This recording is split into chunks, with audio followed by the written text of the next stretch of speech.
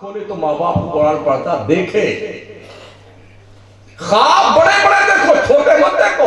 مجھے بڑا تعجب ہوتا ہے، یا اللہ 56 کروڑ کی چوتھائی دے دے. ابے پگلے پورا 56 کیوں نہیں مانگتا؟ یہ چوتھائی کیوں مانگ رہا ہے؟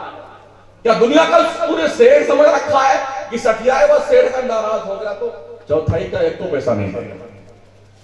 کیا اللہ کی قدرت کا، اس کے خزانے کا تجھے اندازہ ہے؟ صرف 56 کروڑ کی چوتھائی دے دے. مجھے بڑی حیرت ہوتی ہے. ارے مانگنا اس کے دربار سے 56 کروڑ کیا، اللہ بے شمار دینے پہ قدرت رکھتا ہے. ان اللہ علی کل شیء قدیر. تو چوتھائی کیوں مانگتا ہے؟ پہلے سے دل رکھے 56 کروڑ کی چوتھائی دے دے. پورا مانگ یار. سپنے بڑے بڑے دیکھا کرو، ایک ٹارگٹ رکھو، لکش بنا لو. یہاں تک ہمیں پہنچنا ہے. جب آپ کا ایک ٹارگٹ ہوگا تو پہنچنے کی کوشش کریں گے وہاں تک. چھوٹے سپنے مت دیکھا کرو. چلتے چلتے میں ان ذمہ داروں سے گزارش کروں گا جو مسجدوں میں ٹرسٹی ہوا کرتے ہیں. دنیا پگلایا مت کرو. ٹرسٹی بن جانے کے بعد، صدر، سیکریٹری، خزانچی بن جانے کے بعد پاگل مت بن جایا کرو. اللہ نے خدمت کا موقع دیا ہے، شرافت کے ساتھ دین کی خدمت کرو، خدا کے گھر کی خدمت کرو. ٹونٹی ٹوٹ جائے نا تو تیرے ہاتھ تو نہیں ٹوٹ گئے نا. اے مولوی صاحب ٹوٹی تو تیری انگلیاں کٹی ہوئی ہیں، کچرا پڑا ہوا تو ہی صاف کر. تجھے نیکیوں کی ضرورت نہیں ہے. وہ بلائے گا زور سے، کچرا پڑا ہوا ہے تو تیرے ہاتھ دھولے ہو گئے، لنگڑے ہو گئے، مردود کہیں کے. تو کیوں نہیں صاف کرتا ہے؟ اللہ کے نبی صلی اللہ علیہ وسلم ارشاد فرماتے ہیں، مسجد میں اگر کوئی تنکا پڑا ہوا ہے، کوئی مسلمان اسے صفائی کی نیت سے اٹھا کے باہر پھینک دے، اللہ اس کی اس نیکی کو پال کر کے احد پہاڑ کے برابر کر دیتا ہے. کیا نیکی آپ کو نہیں چاہیے؟ ہم نے ملک میں دیکھا یہی ہے، اللہ ماشاءاللہ. الحمدللہ ہماری کمیٹی بہت دمدار ہے. ہاں الحمدللہ اتنی دمدار ہے، انہیں پتا ہے شمس الدین جو بولتا ہے وہ کسی کو نہیں چھوڑتا ہے. انہیں ہم کو چھوڑا تھا. آپ کے زمانے میں دین آپ جانتے ہیں، ہمیں تو پتا نہیں ہے. آپ جو بولنا ہے بولیے، ٹھیک ہے نا. لیکن بیچارے ہمارے مولانا ڈرتے رہتے. ارے اگر صدر ناراض ہو گیا، سیکریٹری ناراض، ہم نکال دی جائیں گے مسجد سے. ارے ایک خط نکال دو دماغ سے. جب تک روزی رب نے لکھی ہے، صدر کا باپ نہیں نکال سکتا، اس کا باپ. اور اللہ نے روزی جس دن ہٹا دی، کسی کا باپ ہم کو نہیں رکھ سکتا. پھر ہم کیوں رہے کسی کے باپ سے یار؟ حق بولیے، حق سچ بولیے. اور سچ بولنے کی آج بڑی پیاری رات ہے. پتا ہے جس کا صحیح معنوں میں پہلا نمبر ہے اسی کی رات. ہاں بیٹے پڑھے پہلا نمبر بدھو علی کا چوتھا نمبر، پہلا نمبر ہم کرتا ہے. علی کی محبت بھی ہمارے دل میں ہے، ابو بکر کی بھی محبت ہمارے دل میں ہے، عمر کی بھی محبت ہمارے دل میں ہے، عثمان کی محبت بھی ہمارے دل میں ہے. مگر یہ متفقہ اہل سنت والجماعت کا عقیدہ ہے، نبیوں رسولوں کے بعد افضل الخلق بعد الانبیاء والمرسلین بالاتفاق ابو بکر ذات ہے. ہمارے نبی کی حیات طیبہ میں مصطفیٰ کریم نے 17 نمازیں پڑھانے کا حکم ابو بکر کو دیا. یہ اس بات کا اشارہ تھا. عمر بھی موجود تھے، حضرت علی بھی موجود تھے، عثمان غنی موجود تھے. نبی نے ان میں سے کسی کو نہیں کہا. ابو بکر عائشہ سے کہا، عائشہ ابو بکر کو بول نماز پڑھانے کے لیے. اما عائشہ نے کہا، آقا حضور میرے ابا حضور بڑے رقیق القلب ہیں، آپ کو مصلی پہ نہیں دیکھیں گے نا تو ان کا دل بھر آئے گا، آنکھیں چھلک پڑیں گی، آواز نہیں نکلے گی. تو عائشہ اپنے ابا کو بول ابو بکر کو نماز پڑھائیں. 17 نمازیں حضور کی موجودگی میں ابو بکر صدیق نے جنت کی کیاری میں نبی کے مصلی پہ پڑھائی ہے. یہ اس بات کا اسپیشلی آدیش تھا مصطفیٰ کا، میرے بعد کوئی خلیفہ ہوگا تو ابو بکر. آج کچھ سید لوگ پگلا گئے ہیں. ہاں دل میں بیٹھا ہوا رافضیت کا شعلہ جب والا بھڑک پڑا، ارے اچھا چلو ٹھیک ہے، آج تم حضرت علی سرکار کو پہلا نمبر دلانے میں لگے ہوئی ہو، تم سے اللہ پوچھے گا کس کا نمبر پہلے تھا؟ ارے تمہاری سوچو میاں جی، تمہاری کہ تم کیا جواب دو گے؟ اللہ تم سے پوچھے گا نہیں نمبر کس کا پہلا تھا؟ یہ قوالوں نے، حرام خوروں نے یہ گانے گائے قوالی، تمہارا مست کلندر علی کا پہلا نمبر، ہمارا سنی بھی مست ہے، کیا بات ہے، مست کلندر علی کا پہلا نمبر۔ اپنے بچوں کو سکھاؤ علی کا چوتھا نمبر ہے، نبی کے گھر کے ہیں، کوئی دو رائے نہیں۔ میرے امام نے تو باقاعدہ فیصلہ فرما دیا، اہل سنت کا ہے بیڑا پار اصحاب حضور، نجم ہے اور ناؤ ہے عطرت رسول اللہ۔ ہمارے ایک ہاتھ میں اہل بیت مصطفیٰ کا دامن ہے، ایک ہاتھ میں اصحاب مصطفیٰ کا دامن ہے۔ رب کا حکم ہے وَكُلًّا وَعَدَ اللَّهُ الْحُسْنَى، اللہ نے ہر صحابی سے جنتی ہونے کا وعدہ فرمایا، سب سے جنت کا وعدہ کیا ہے، ہم ہر صحابی کو جنت میں بھیجیں گے، یہ رب کا فرمان قرآن میں موجود ہے۔ پھر بیٹے شوشے گوشے نہیں، حضرت عمر نے اور حضرت ابو بکر نے حضرت علی پہ ظلم کیا، معاذ اللہ حضرت فاطمہ پہ ظلم کیا، زبردستی یہ پوسٹ چھین لی۔ ارے او دو لوگوں، علی شیر خدا خیبر شکن سے ان کی پوسٹ کو چھین سکتا یار، وہ تو شیر خدا تھے، اسد اللہ الغالب تھے، امام المشارق والمغارب تھے، ان سے ان کی پوسٹ کون چھین سکتا تھا؟ اور اگر تم مانتے ہو کہ چھین لیا تو حضرت علی نے 2 سال حضرت ابو بکر کے پیچھے، 10 سال حضرت عمر کے پیچھے، 12 سال عثمان غنی کے پیچھے نماز کیوں پڑھی؟ کیوں پڑھی؟ کیا معاذ اللہ وہ مکاری کر رہے تھے؟ بھی اپنا حق پانے کے لیے تو آدمی یار high court, session court, lower court, four court, high court, supreme court تک لڑتا ہے۔ حضرت علی کیوں خاموش بیٹھے؟ جو خیبر کا دروازہ 60 صحابہ مل کے ہلا نہ سکے، اسے علی نے اکھاڑ کے پھینکا تھا۔ حضرت علی کو چاہیے تھا کہ ان کا حق مارا تھا، حضرت ابو بکر نے دھکے مار کے ہٹا دیتے اس پوسٹ سے، مگر علی جانتے تھے یہ مقام پہلے ابو بکر کا ہی ہے، انہیں پتا تھا پہلا منصب حضرت ابو بکر کا ہے، انہیں خبر تھی۔ اور یہ بھی نبی نے فرمایا لوگوں، جس کی کھڑکیاں ہمارے حجرے کی طرف کھلی ہوئی ہیں ساری کھڑکیاں بند کر دو، ایک کھڑکی کھلی رہے گی، وہ ابو بکر کی کھڑکی ہے۔ باب السلام کے اتر سائیڈ میں اگر اس طرف سے گھوم کر کے جنت کی کیاری میں آنا چاہیں نا، تو پھر جب آپ جنت کی کیاری سائیڈ مڑیں گے، رائٹ ہینڈ میں آپ اوپر دیکھیں گے ایک کھڑکی اب تک کھلی ہوئی ہے، یہ وہی مقام ہے جو ابو بکر صدیق کا گھر تھا، جو نبی نے کہا تھا یہی ایک دروازہ کھلا رہے میرے گھر کی طرف، بقیہ سارے دروازے بند کر دیے جائیں۔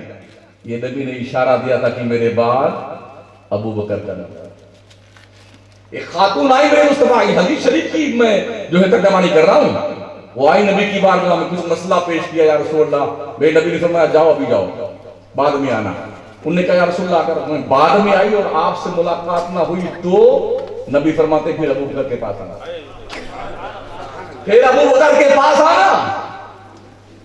سن 9 ہجری میں ہمارے حضور علیہ الصلوۃ والتسلیم نے حج کے موقع پر حضرت ابو بکر کو امیر کارواں بنا کر کے حج کے موقع پہ مکہ بھیجا۔ حضرت علی تھے، حضرت عمر تھے، عثمان غنی تھے، عشرہ مبشرہ تھے، کسی کو امیر نہ بنایا، جھنڈا ابو بکر کے ہاتھ میں دیا، اور پھر حضرت ابو بکر کو سرکار نے حج پہ روانہ فرمایا۔ اسی سال حضرت ابو بکر نے اعلان کیا آج کے بعد کوئی کافر حرم میں داخل نہیں ہوگا، کوئی مشرک کعبہ کا طواف نہیں کرے گا، یہ اعلان فرما دیا کہ مسجد حرم میں کوئی کافر و مشرک آج کے بعد داخل نہیں ہوگا۔ ننگے طواف نہیں کیا جائے گا۔ اس وقت تک لوگ مادرزاد کعبہ کا طواف کرتے تھے ننگا ہو کر کے، مرد بھی عورتیں بھی۔ مصطفیٰ کے اس قاصد نے عرفات کے میدان میں یہ اعلان کر دیا، آج کے بعد کوئی مشرک حرم میں داخل نہیں ہوگا، کوئی ننگا آدمی طواف نہیں کرے گا۔ یہ اختیار کس نے دیا؟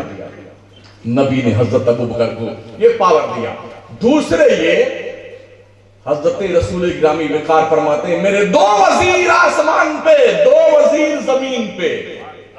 آسمان پہ جو ہمارے وزیر ہیں، ایک حضرت جبرائیل، ایک حضرت میکائیل۔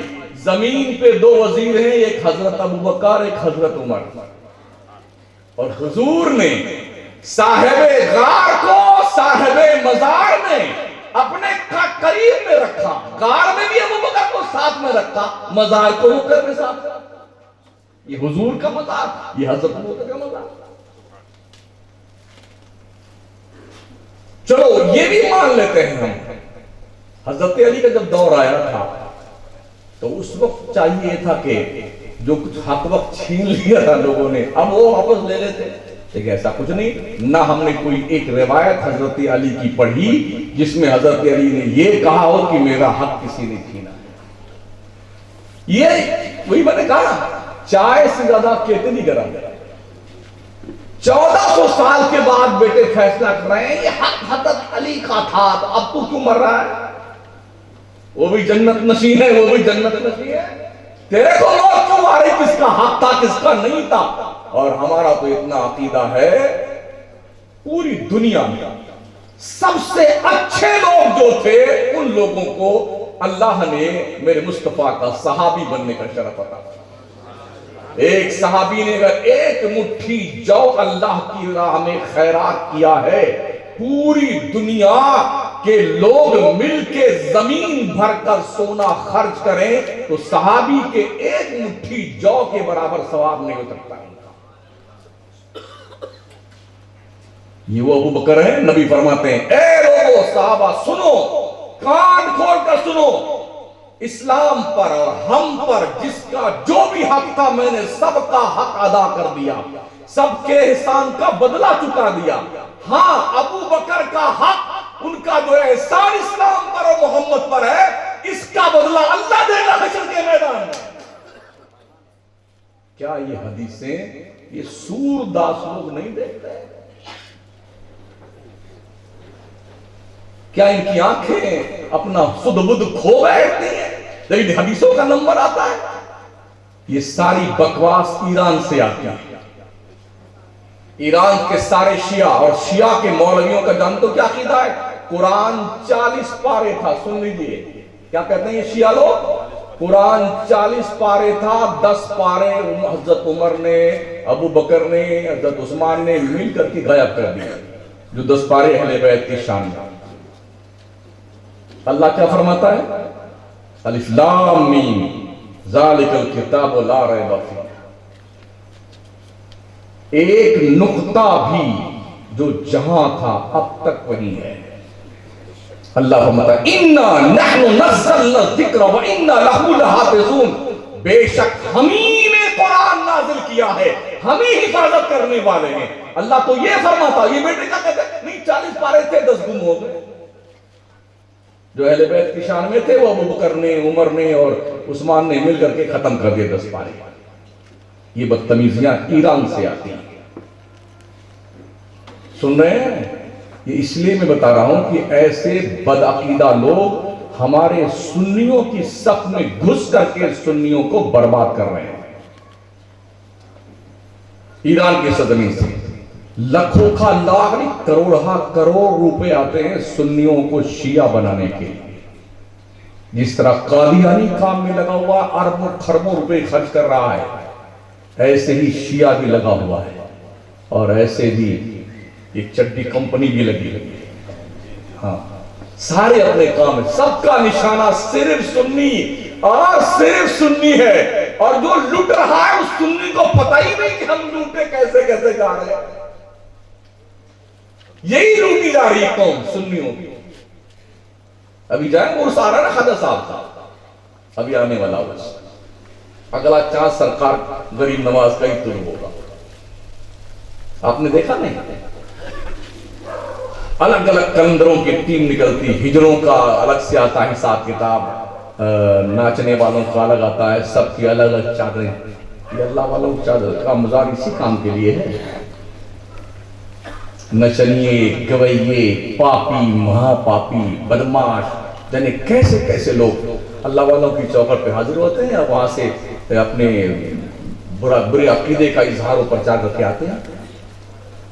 اور لوگ پیسوں کی لالچ میں سب کچھ جھیل رہے ہیں. پیسے آنے چاہیے، کیسی بھی ہونے چاہیے. یہی وجہ ہے کہ سنیت مزمحل ہوتی دکھائی پڑ رہی ہے. ایک بات بہت ذمہ داری سے عرض کرنا چاہوں گا، آج کی تاریخ میں اگر ہمارے پاس امام سنت سیدی سرکار اعلیٰ حضرت کی 1400 کتابیں نہ ہوتی تو ہم سنیوں کے پاس اغیار کے سوالوں کا جواب دینے کے لیے کوئی کتاب نہیں. جی نہ جانے حال کیا ہوتا توامی اہل سنت کا بریلی میں اگر احمد رضا پیدا نہیں. کتنے جبو دستان والے گھوم رہے نا بیٹے. عمل ہو، عشق ہو، یہ سب ہونا چاہیے. عمل ہو، علم ہو اہل بصیرت کے لیے، ورنہ غلط جسموں پہ نورانی قبا اچھی نہیں لگتی. بڑھیا ٹوپی لگا لیں، کرتا ورتا پہن لیں، شیروانی پہن لیں، اگر اندر سے سب خالی ہے اور کوئی کچھ پوچھ لینا مجھے تو پتہ ہی نہیں تھا ٹوپی کہے کہ تین لگا کے ویسا. ہم نے دیکھا ہے کچھ لوگ اپنا جہالت چھپانے کے لیے اخبار پڑھتے ہیں خرید کر. اچھا انہیں پتہ نہیں ہوتا، کبھی الٹے ہی پڑھنے لگتے ہیں، پتہ نہیں، تب معلوم پڑتا ہے کہ اب تو بھیڑ چھوٹ گیا بیٹوں کا. اور ایسے لوگوں کو 3 4 قرن لگائے دیکھا ہے جن کو دستخط نہیں کرنا آتا. 3 لگائے رکھتے ہیں تاکہ سامنے والے کا میرا پریشر پڑے گا، بڑا پڑھا لکھا ہو. لیکن ایک سینٹنس ہے فارسی کا، تا مرد سخن نگفتہ باشد، علم و ہنرش یا عیب و ہنرش نہفتہ باشد. جب تک آدمی بات نہیں کرتا ہے نا تب تک تو آبرو بچی رہتی ہے، اور جیسے ہی بات کرتا ہے نا پڑھا لکھا آدمی سمجھ جاتا ہے بیٹا کتنے پانی میں. تو اگر کچھ آتا جاتا نہیں تو چپ ہی رہیے بھائی صاحب، تاکہ آبرو بچی رہے.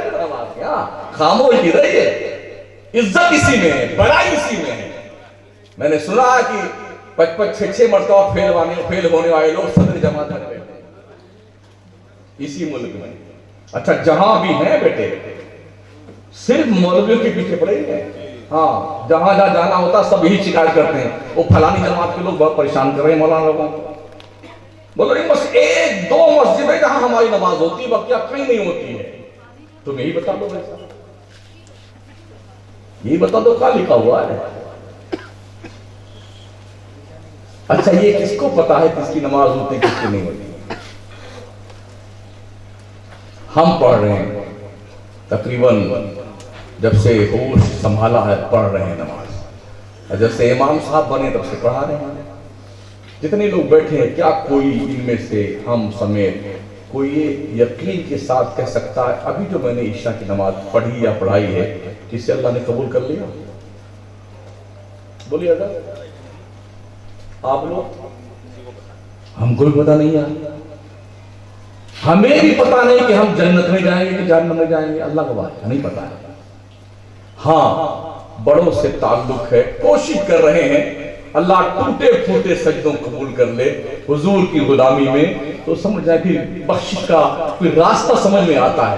لیکن اپنے کیے پر ہم یہ یقین لگا ہے تیرے بیٹے پتہ نہیں چلے گا کہاں جاؤ گے، تم ہی جنت میں جاؤ گے.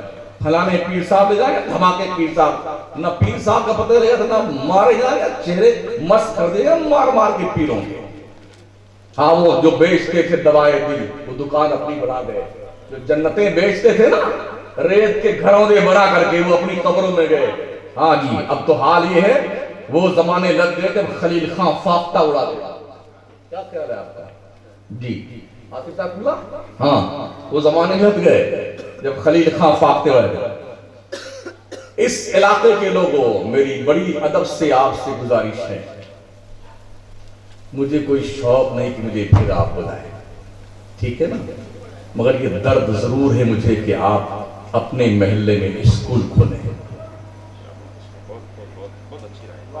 اسکول کھولیں، کم از کم انٹرمیڈیٹ تک تو اسکول ہو، بچیوں کا الگ ہو، بچوں کا الگ ہو، اس کا سلیبس ایسا بنایا جائے کہ 12ویں پاس کرتے کرتے ہماری بچی کم اتنا جان لے یقین کے ساتھ کہ میں مسلم خاتون ہوں، اسے یقین ہو کہ میں ایک مسلم کنیز فاطمہ ہوں، اسے پتا ہو ایک باپ مسلم باپ کا فخر و غرور ہوں، میں اپنے مسلم قوم کی عزت و آبرو ہوں، تاکہ کوئی بھی نچنیاں گویہ بے حیا بے غیرت بے شرم ڈکئی لٹیرا قذاق ہماری بہنوں اور ہماری بچیوں پہ شمخون نہ مار سکے۔ سلیبس ایسا بنا جائے، انٹرمیڈیٹ پاس کرنے کے بعد جب بچیاں ہماری کالج کی دہلیز پر پہنچے نا تو کم از کم اتنی سکشم ہو جائے نا کہ آنکھوں میں آنکھیں ڈال کر کے ان لیڈیز کو مخاطب کر سکیں، تمہارا راستہ الگ ہے اور ہمارا راستہ الگ ہے۔ یہ کب ممکن ہوگا؟ جب آپ اپنے اسکول بنائیں گے۔ مجھے بہت افسوس ہے ساتھیوں، ہمارے بچے اور ہماری بچیاں جان بوجھ کر ہم اپنے بچوں کو غیروں کی جھولی میں ڈال رہے ہیں۔ بچپن سے ہمارے بچے تیسرے سال میں پہنچتے پہنچتے پہنچ جاتے ہیں اسکول میں، آپا جی کھلا رہی ہیں، پانی پلا رہی ہیں، ان کو گانے سنا رہی ہیں، پویم یاد کروا رہی ہیں، اور مریم معاذ اللہ مریم کی مورتی کے سامنے لے جاتی ہیں، یہ تمہارے یہ ہیں عیسیٰ مسیح کی معاذ اللہ مورتی، یہ یسوع مسیح ہیں، یہ فلاں ہیں، یہ جیسس ہیں، اور 3 خدا ہوتے ہیں بیٹے۔ چھوٹے چھوٹے بچوں کے دل سادے کاغذ کی طرح ہوتے ہیں، ایک بار جو تحریر بچپن میں لکھ دی گئی نا، او میاں جی مرتے مرتے اس تحریر کو آپ مٹا نہیں سکتے۔ سمجھ رہے ہیں؟ سنبھالیے اپنے بچوں کو، کانوینٹ اسکول میں بھیجنے والوں گھر میں روز چیک کرو اپنے بچوں کو، تمہارا بچہ کیا سیکھ کے آیا ہے، تمہاری بچی کیا پڑھ کے آئی ہے۔ میں پورے ملک میں یہی پیغام دیتا ہوں، ان کے نوٹ بکس چیک کرتے رہو، موبائل مت دو اپنے بچوں کو۔ یہ بڑی پلاننگ کے تحت آن لائن پڑھائی کا سسٹم چالو کیا گیا ہے۔ جو بچے آف لائن نہیں پڑھتے ہیں وہ آن لائن پڑھیں گے، استاد پڑھاتے رہیں یہاں گیم کھیلتے رہتے ہیں بیٹے بیٹھے۔ یہ جو 2.5-3 سال کا پیریڈ گزرا ہے نا آن لائن کا، کرونا مرونا میں، اس میں دیکھا یہی گیا ہے کتنے حالات ہمارے برے میں وہ ہم ہی جانتے ہیں۔ اس لیے بڑے ادب کے ساتھ عرض ساتھی، شاید کچھ لگے کہ بھئی یہ شمس الدین کچھ زیادہ ہی بولتا ہے، ذرا کام ہی زیادہ بول رہا ہے۔ سنبھالو اپنے بچوں کو، ساتھ کم کھاؤ، کم پہنو، 10,000 کے جوڑے 5,000 کے جوڑے مت پہنیے، خدا کے لیے 200 روپے کا جوڑا پہن لیجیے، 400 کا پہن لیجیے۔ اگر آپ مہینے میں 10 دن گوشت کھاتے ہیں، 2 دن صرف کھائیے آپ مہینے، اس پیسے سے اپنے بچوں کی تربیت کیجیے، اپنے بچوں کی تعلیم پہ خرچ کیجیے، اپنے بچیوں کی تعلیم پہ خرچ کیجیے۔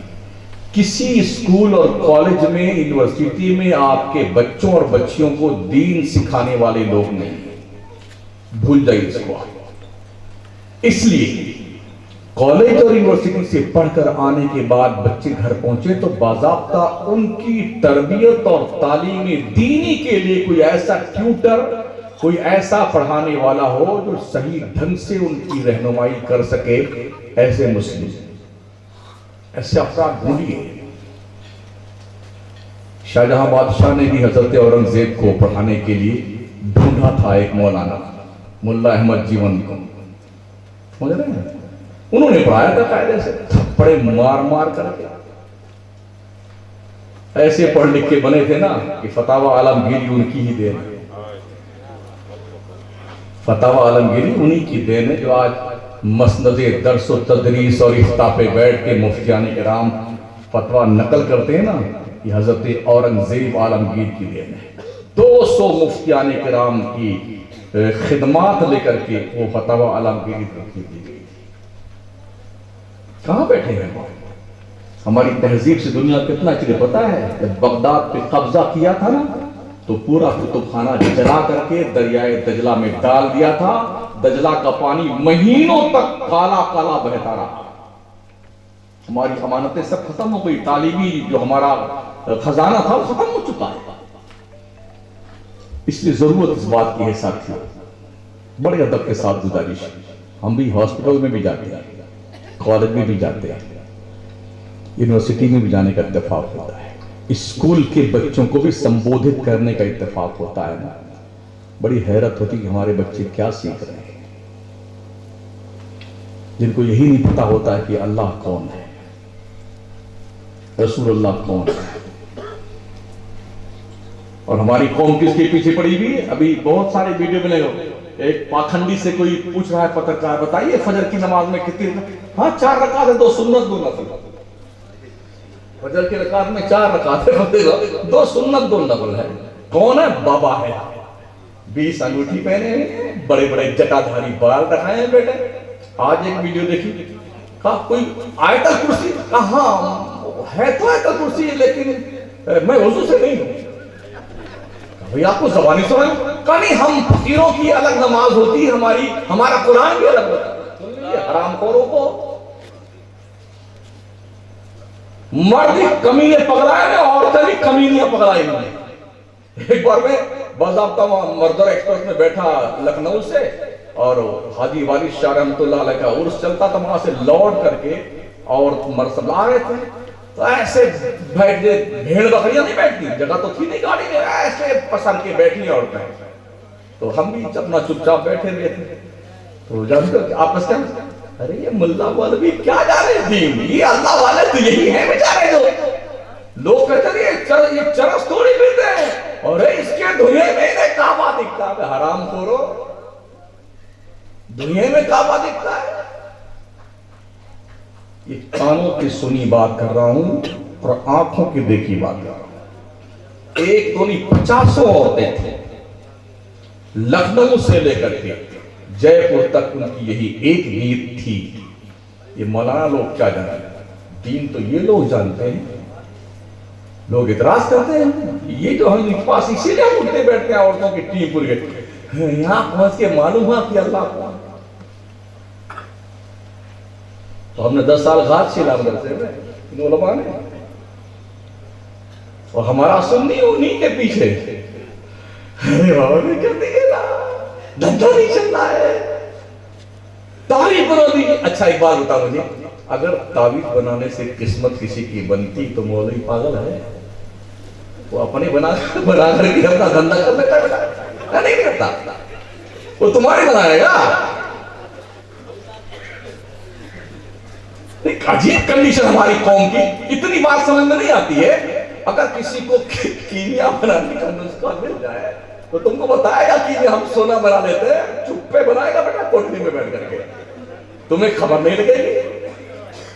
تو یہ کالا پیلا گلابی بیگنی لکیریں فقیریں کھینچ کر کے نا تم کو بناتا ہے، بیوقوف بناتا ہے. اور پھر 10,000 51,000 21,000. ابھی کل ہمارے ساتھ ایک صاحب تشریف لائے تھے جے پور سے اجمیر شریف تک، مطلب بولے ہم سب 1 لاکھ روپیہ لیتا ہوں تعویذ. کل کی بات ہے، کل کی. ہاں 1 لاکھ روپیہ لیتا ہوں. میں کھائے کا والا نہیں دیتا ہوئی. ہم نے کہا ٹھیک ہے روپیہ تیرا ہی دے بیٹا. 250 بیگھہ زمین ہے ان کی. کتنی ہے؟ ارے زور سے بولو کتنی ہے؟ 250 بیگھہ. کہاں پہ؟ سلطان پور ضلع میں دریائے گومتی کے کنارے. جی جب ایک تعویذ کا 1 لاکھ روپیہ لے گا آدمی کو کیا ہوگا؟ اچھا کمال ہے یار، جس مردود کا 5 روپیہ جمعہ کی جھولی میں نہیں نکلتا ہے ایسے جھولی وہ ان بیٹا کو پالا ہوا. حضرت آپ ہم بتائیے نا 51,000. ہاں بالکل نہیں، کام ہونا چاہیے. ہمارا پڑوسی بہت بدماشی کرتا ہے، ایسا لگا دیجیے لڑتا ہے گھر میں مر جائے کم بتا. اب وہ پلیداری تو دے دی، آپ روز انتظار کرتا ہے یا اللہ یہ کب مرے گا. اچھا وہ کسی سے کہہ بھی نہیں سکتا، کہے تو ہمیں کمینہ پگلا گیا تھا. 51,000 روپیہ تو نے دیکھا اس پاکھنڈی کو، اور تو بھی انتظار دیکھتا رہا مرتے دم تک، کبھی نہیں مرے گا، جب اس کی موت آ گئی تبھی مرے گا۔ اللہ کے واسطے خدا کے لیے ایسی بدماشیاں مت کرو، حماقتیں مت کرو، اپنے پیسے دین کے لیے استعمال کرو، اپنی قوم کے لیے، اپنے بچوں کے لیے۔ ہم نے وہ دور بھی دیکھا ہے جب صورت کو بدصورت بنا دیا گیا، ممبئی میں تھے ہم نے، 2002 بھی دیکھا ہے جب کوئی چہرے باضابطہ دیکھنے کے قابل نہیں تھے، ہم نے وہ جلی ہوئی لاشیں بھی دیکھی، بلکتے ہوئے بچوں کو بھی دیکھا ہے، تلواروں پہ اچھال کر کے مرتے ہوئے ننھے ننھے بچوں کو بھی دیکھا ہے، کسی ملک میں جلتے ہوئے گھر دیکھے ہیں۔ ہم بھلکڑ زیادہ ہے نا، بہت جلدی بھول جاتے ہیں۔ یاد کیجیے ظلم بہت زیادہ ہو چکا ہے آپ پر، اگر اب بھی ہوش کے ناخن آپ نہیں لیں، کم از کم اب ایک تو بن جاؤ یار، اور ایک بننے کے لیے مصطفیٰ کی غلامی شرط ہے، پیروں کے نام پر کوئی ایک نہیں ہوگا۔ انہوں نے بانٹ رکھا ہے، کالی ٹوپی، گلابی، بیگنی، ہری، یہ ہمارا پیر بھائی، ہمارا پیر بھائی، ہمارا پیر بھائی۔ اسلام رہے گا تب پیر بچے گا بھائی صاحب، اور اسلام نہیں رہا کوئی پیر وہ نہیں بچے گا۔ سن لیجئے کان کھول کر کے، نہ چھڑکا پیر رہے گا نہ مجل کا رہے گا۔ اسلام بچاؤ، یہ تحریک ہے۔ میرے آقا کریم صلی اللہ تعالی علیہ وسلم کی بات ہم نے 1992 اور 1993 بمبئی کو دیکھا ہے۔ ایک ٹماٹر کھاتے تھے اور ایک پاؤ کھاتے تھے 24 گھنٹے میں۔ بابری مسجد جب شہید کی گئی تھی نا 6 دسمبر 1990، اور پھر 1993 میں جو فسادات امٹ پڑا تھا نا پورے مہاراشٹر میں، خاص کر بمبئی میں، فوج کی موجودگی میں لوگ دکانیں جلا رہے تھے، مکان جلا رہے تھے، لوگوں کو مار رہے تھے، کوئی پرسان حال نہیں تھا۔ وہ دن بھی ہم نے دیکھے، مسلم محلوں کا پانی بند کر دیا گیا تھا، دودھ کی سپلائی بند کر دی۔ ہوش کے ناخن جاگیے، ہم جھگڑے کی بات نہیں کرتے، اصول کی بات کرتے ہیں۔ اس دیش کی آزادی میں کسی کے باپ سے زیادہ ہماری قربانیاں ہیں۔ ہم مسلمانوں نے جو قربانیاں دیش کی آزادی کے لیے دی ہیں نا، مدرسوں کے بچوں نے، مدرسوں کے مفتیوں نے، مدرسوں کے علماء نے، علامہ نے، فہامہ نے، یہ علماء نے قربانیاں دی ہیں، تب دیش آزاد ہوا ہے۔ رسول رحمت صلی اللہ تعالی علیہ وسلم کے پیارے دیوان، ہمیں اپنی آنکھیں کھولنے کی ضرورت ہے۔ آپ پڑھیے، بچوں کو پڑھائیے، اپنے اسکول بنائیے، اپنے اسپتال بنائیے۔ سن رہے ہیں کمیٹی والوں، اپنے اسپتال بنائیے، اسی غوث کے نام پر اسپتال بنائیے، جیلانی ہاسپٹل۔ جس پیر سے آپ زیادہ پیار، اس پیر کے نام کا انسٹیٹیوٹ قائم کریں، اور 9 بجے تک سونے والے جوانوں تھوڑی پہلوانی کیا کیجیے، صبح اٹھیے نا تو ورزش کیجیے، دوڑ لگائیے۔ ملک بھر میں جاتے ہیں نا، رات کے 3 بجے لوٹنا ہوتا ہے تو بھاگنے اور دوڑنے والے اس میں کوئی مسلمان نہیں ہوتے، تب دوسرے ہی لوگ ہوتے ہیں۔ تو فوج میں وہی بھرتی ہوں گے نا، پولیس میں انہی کی بھرتی ہوگی، آپ بھاگتے ہی نہیں۔ حالانکہ ہم سے اچھا کوئی کھاتا نہیں لگا، مٹکا والا کھاتے ہیں، ہم سے اچھا کوئی کھا سکتا ہے؟ تھوڑا جاگ جائیے، پہلوانی کیجیے، ورزش کیجیے، کراٹے سیکھیے، جوڈو سیکھیے۔ ڈھنگ کا کراٹے جوڈو سیکھنے والا آدمی 50 پہ بھاری ہوتا ہے، دیکھا نہیں دیکھا ہے؟ اس کے لیے کسی لائسنس کی ضرورت نہیں، اس لیے سیکھیے، یہ دیش کی سیفٹی کے لیے بھی کام آئے گا اور ملت کی سیفٹی کے لیے اور سیلف سروس کے لیے، اپنے ڈیفنس کے لیے، ملت کے ڈیفنس کے لیے، ملک کے ڈیفنس کے لیے ضرورت پڑ جائے تو بارڈر پہ پہنچ جاؤ لڑنے کے لیے دیش کے غداروں سے، اور ضرورت پڑ جائے تو مذہب کے غداروں سے لڑنے کے کام آئے۔ آخری بات چلتے چلتے، میں نے دلی کا ایک پوسٹ دیکھا تھا اس فساد کے پیریڈ میں جب ڈونلڈ ٹرمپ آیا ہوا تھا، یاد ہے؟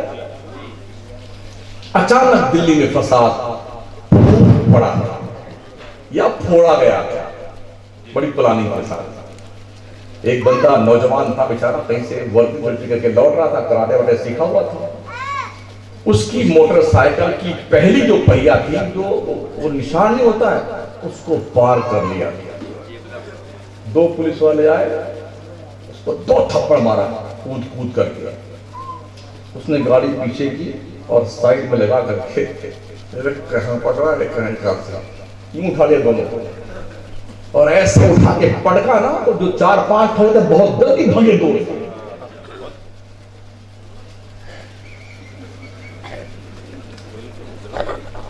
علماء آپ بھی پہلوانی کیجیے، ہاں ایسا نہیں کہ آپ چپ چاپ بیٹھے رہیے، اگر ڈرائیور ہی گڑبڑ رہے گا تو پبلک کا حال کیا ہوگا؟ سواری ہوگا۔ آپ بھی ورزش کیجیے، پہلوانی کیجیے، یہ شوگر اور سب بھاگ جائیے ذرا، ہاں پہلوانی کیجیے، ہاں یہ گوڑوں کا درد نہیں ہے، اس میں سب لکوڈ وڈ سب پورا ہو جائے گا، کیجیے ماشاءاللہ، خوب نکال کر کے تری والی، ہاں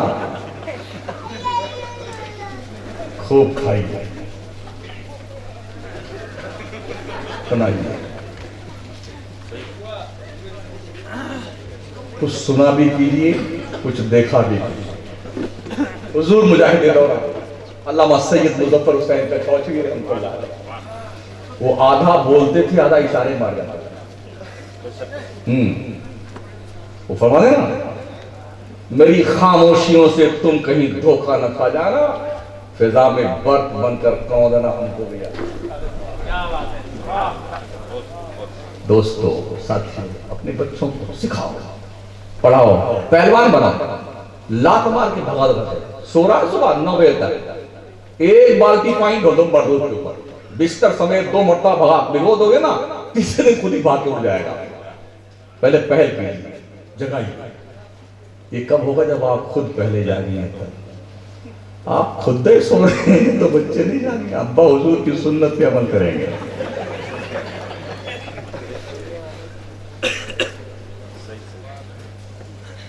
اصل میں اس وقت تقریر کر رہا ہوں جب تقریر کھائی جاتی ہے،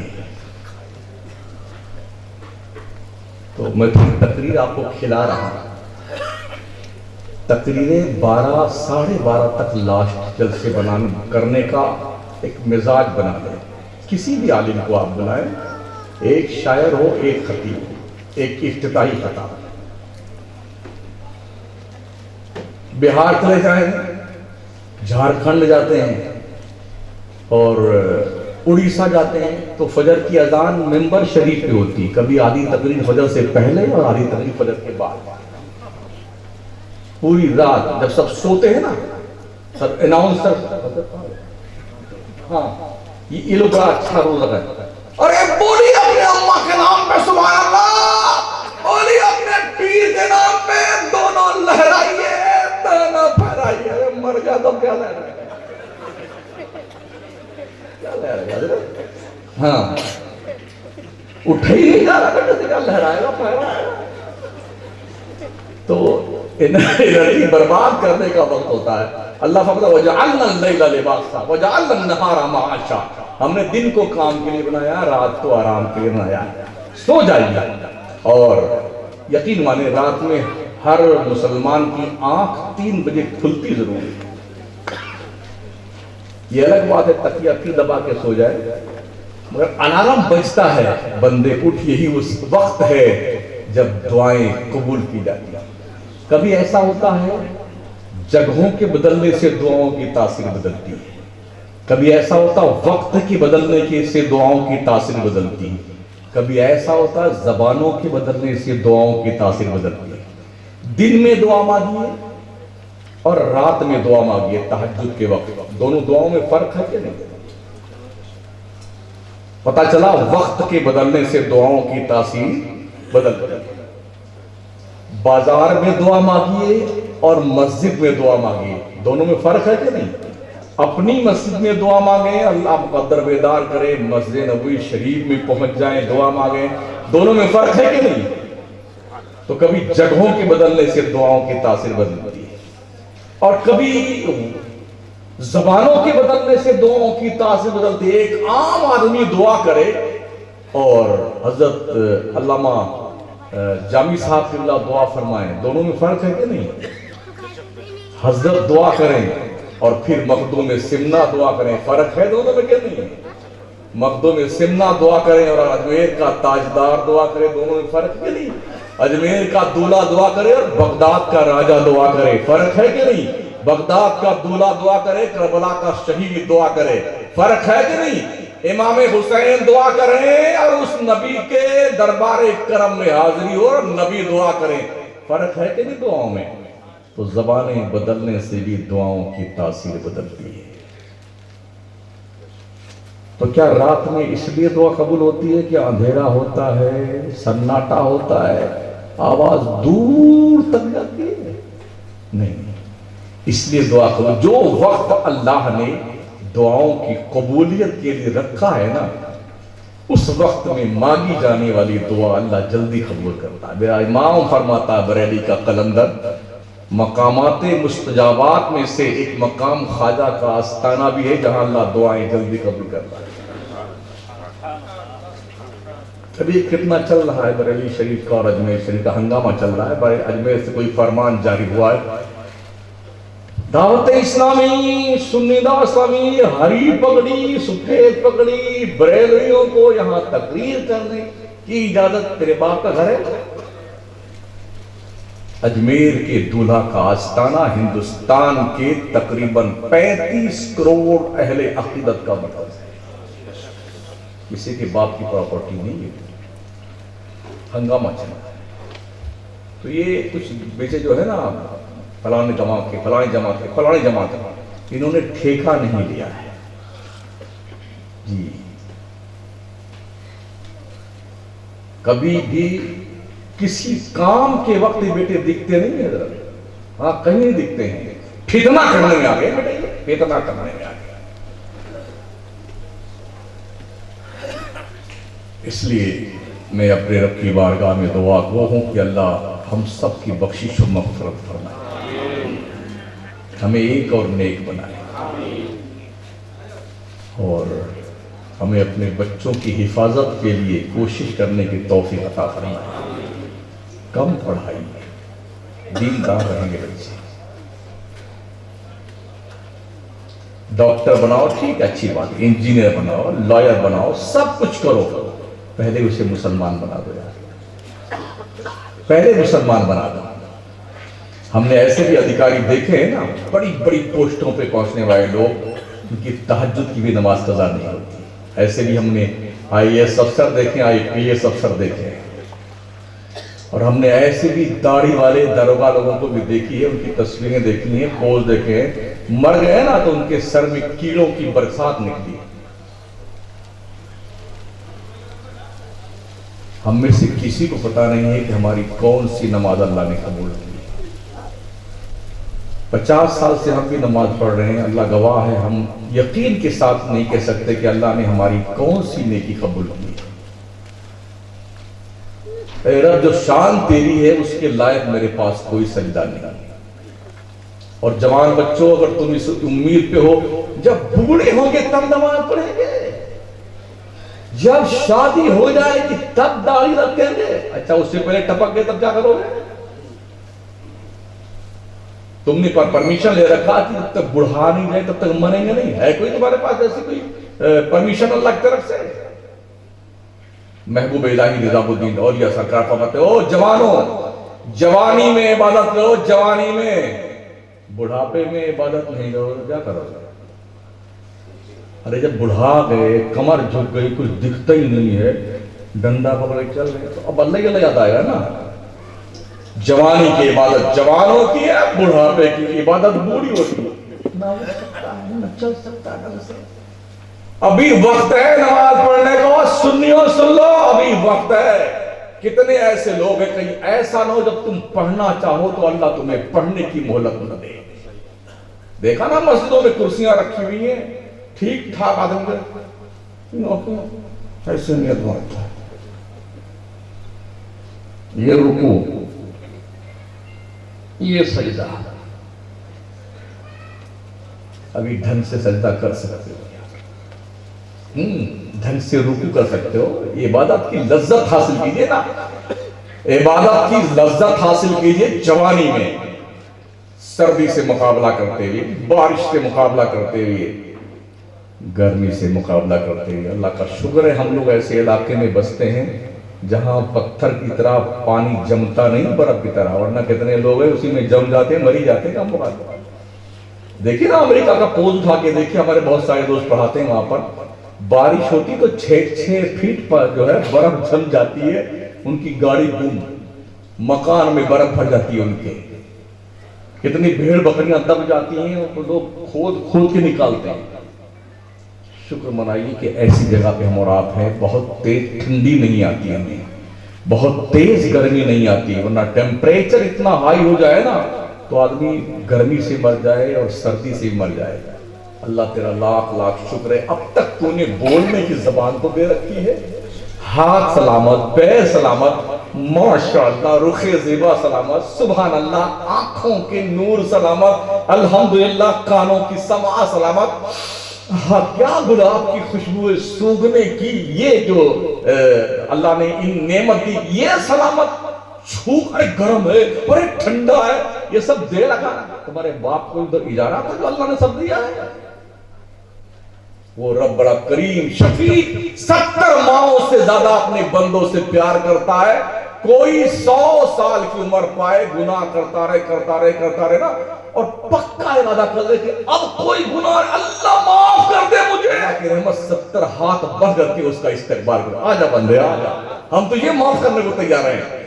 من تابا وآمن وعمل عملا صالحا فاولئک یبدل اللہ سیئاتہم حسنات. پوچھو نا اپنے رب سے, بہت پیار کرتا ہے اللہ اپنے بندوں سے. یار زندہ صحبت باقی. کافی دیر تک آپ کو میں نے پریشان کیا ہے اور باتیں ہم نے کام کی, اس امید پہ نہیں کہ آپ پھر مجھے بلائیے. اللہ کا شکر تاریخی نہیں کا. ہاں 18 شعبان تک ایک بھی تاریخ, 3 تاریخ خالی ہے سے, وہ بھی جمعہ کے لیے. کہیں جھارکھنڈ, بہار, اڑیسہ, راجستھان, مہاراشٹر, ایم پی.